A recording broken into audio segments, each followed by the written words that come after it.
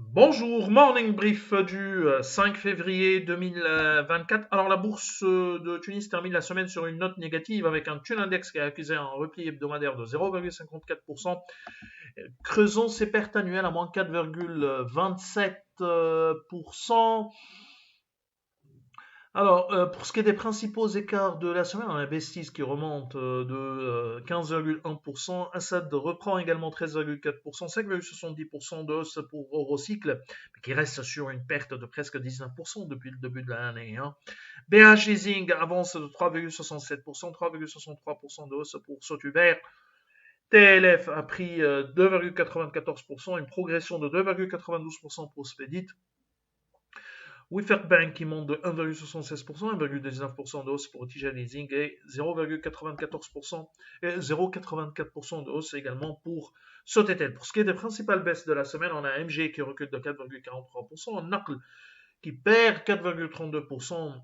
Pertes de NACL sont surprenantes, avec des chiffres qui sont très intéressants, même impressionnants de la part de NACL au cours de ce T4, mais le marché ne semble pas apprécier ces chiffres ou exige plus.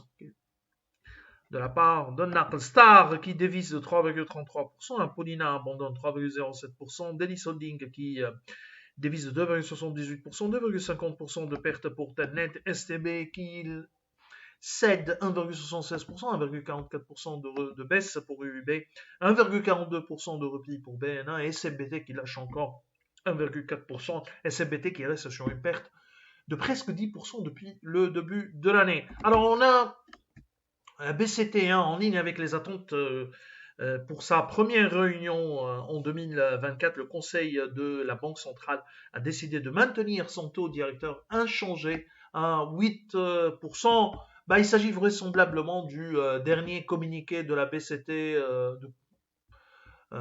ayant comme gouverneur Marwan Abbasi qui devrait terminer dans les prochains jours son mandat avant la fin de ce mois de février normalement. Donc BCT dans son communiqué, ce qui est intéressant, ce qui est curieux, après l'attribution bien sûr ou l'autorisation exceptionnelle de facilité de crédit avec un plafond de 7 milliards, elle alerte sur cette mesure, bien sûr,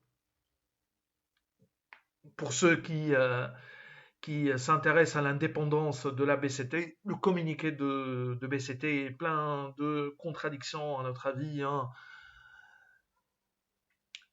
Bref, pour revenir à la Banque centrale, donc ces 7 milliards devraient vraisemblablement couvrir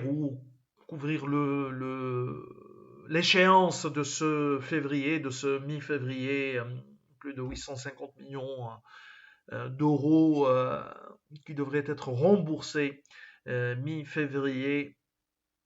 On verra.